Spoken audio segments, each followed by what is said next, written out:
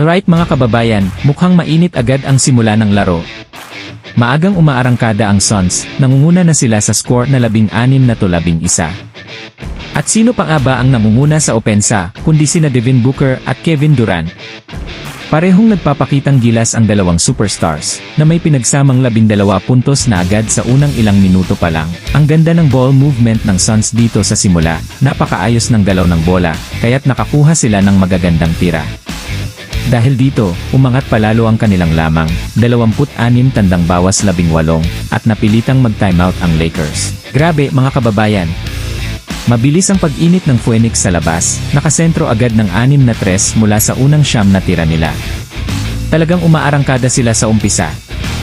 At tingnan nyo naman ang team play nila, nakakuha sila ng 12 assists, mula sa 7 iba't ibang manlalaro sa unang 1-0 minuto at 43 segundo ng laro. Grabe, ang ganda ng chemistry ng Suns ngayon. Pagkatapos ng first quarter, lamang na ang Phoenix ng 38 tandang bawas 23, may 15-point lead na agad sila papasok ng break. Nanguna si Devin Booker sa scoring, na may 1-0 puntos sa 4 sa 7 na field goals. Talagang mainit ang simula ng Suns dito, at mukhang kontrolado nila ang laro. Sa second half, tuloy-tuloy ang opensa ng Suns. Patuloy silang pumapalo mula sa tres at ang ganda pa rin ng ball movement nila. Umabot pa nga sa 22 puntos ang kanilang kalamangan.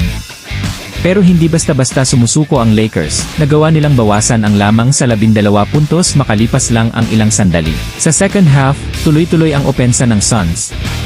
Patuloy silang pumapalo mula sa tres at ang ganda pa rin ng ball movement nila. Umabot pa nga sa 22 puntos ang kanilang kalamangan. Pero hindi basta-basta sumusuko ang Lakers, nagawa nilang bawasan ang lamang sa 12 puntos makalipas lang ang ilang sandali. Patuloy ang pag-arangkada ng Lakers sa 3 quarter, kung saan uminit mula sa labas sina Austin Reeves at LeBron James. Bumagsak ang perimeter defense ng Phoenix, hindi sila makapigil ng opensa, at dahil dito, nagawa ng Lakers na paliitin ang lamang sa 1 puntos na lang, 67 tandang bawas 66. Biglang nagbago ang momentum ng laro, mga kababayan. Ang Los Angeles ay gumawa ng 8 tandang bawas 0 run bilang mabilis na sagot, at nakuha nila ang 1-point lead. Nakakabahala ang kawalan ng intensidad sa depensa ng Suns sa quarter na ito, dahil nakakuha ang Lakers ng sunod-sunod na madaling tira.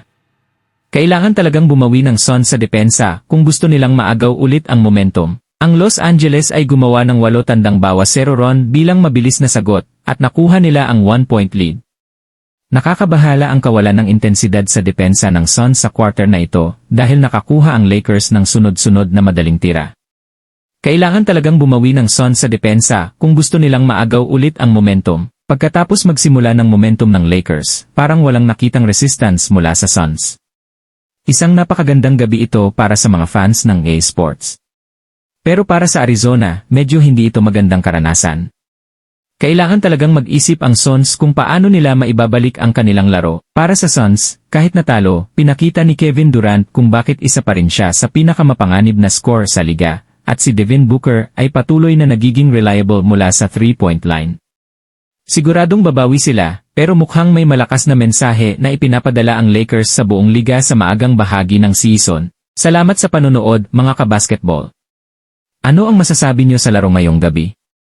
Kaya bang panatilihin ng Lakers ang ganitong performance, at ano ang opinyon nyo sa laro ni Anthony Davis? I-share ang inyong thoughts sa comment section, at huwag kalimutang mag-like kung